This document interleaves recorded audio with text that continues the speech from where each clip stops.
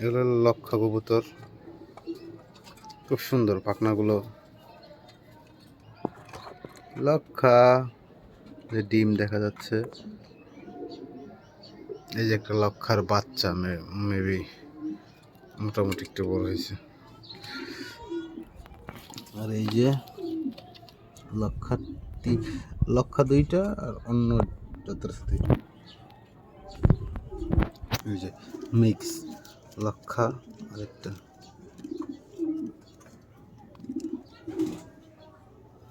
আপনারা চাইলে কবুতর পালন করতে পারেন। কবুতর পাললে ঠিকমতো পরিচর্যা করতে পারলে ভালো লাভ আছে। আমার আগে অনেক কবুতর ছিল, আসলে এখন আমি টাইম দিতে পারি না, তার জন্য আসলে কবুতরগুলো কমায় ফেলছি। আমি অনেক নাই আর কি, কয়েক জোড়া আছে।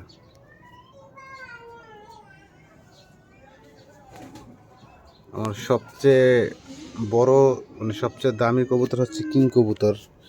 এটা আসলে স্পেশাল একটা রুমের মধ্যে।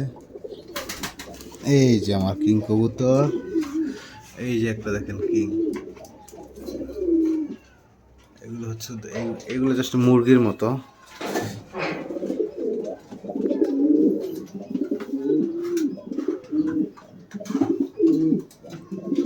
আসো, এই যে ওয়াও, দেখতে জাস্ট ভাল লাগে। একটা, এই যে একটা,